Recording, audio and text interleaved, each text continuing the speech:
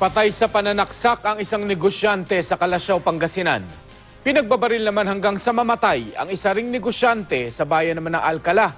Makibalita tayo kay Jasmine Gabriel Galban ng GMA Dagupan.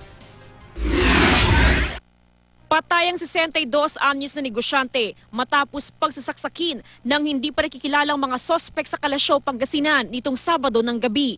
12 saksak sa dibdib at leeg ang tinamo ng biktimang si Rolando Victorio, residente ng barangay Bunuan, Giset, Dagupan City. Ayon sa pulisya, isang tricycle driver ang nakadiskubre sa biktima na nasa loob ng SUV na nakahinto sa kalsadang bahagi ng barangay Mancup. Yung tao, bumaba. So galing sa loob yung yun yung statement na nakita niya galing sa loob yung dalawa. Galing daw sa Cuyapo, Nueva Ecija ang biktima. Hindi pa malinaw sa mga otoridad kung may kasama ang biktima sa loob ng kanyang sasakyan noong pauwi na sa Dagupan City. Ayon kasi sa tricycle driver na nakadiskubre sa biktima, may nakita raw siyang lalaki at babae na bumaba mula sa SUV.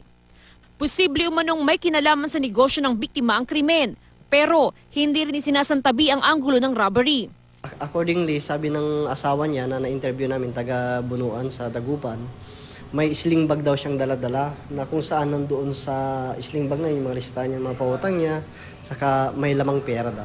Tumanggi naman magbigay ng pahayag sa media ang pamilya ng biktima. Patuloy ang investigasyon ng pulisya sa krimen. Sa Alcala, Pangasinan naman, patay ang isa pang negosyante matapos pagbabarilin sa barangay San Pedro Apartado Linggo ng umaga. Kinilala ang biktima bilang si Henry Miranda. Sakay ng kotse, pauwi na sana ang biktima kasamang asawa nang mangyari ang pamamaril. Nakaligtas sa insidente ang asawa ng biktima. Nag-overtake yung isang sasakyan.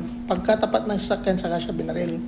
Nung pagkabaril niya, pinababa yung asawa, huminto yung sasakyan ng biktima, pinatakbo yung asawa. Matapos barilin ng biktima gamit ang 12-gauge shotgun, hindi pa nakontento ang mga sospek na sakay ng kotse.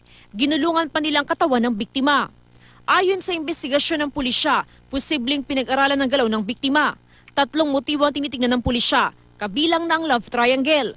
Dati niyang kaso na frustrated murder, pero nag-execute ng affidavit of distance yung biktima niya.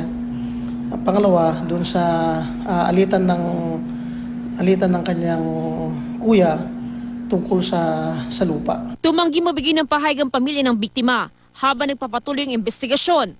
Jasmine Gabriel Galban, Nagbabalita, Pilipinas.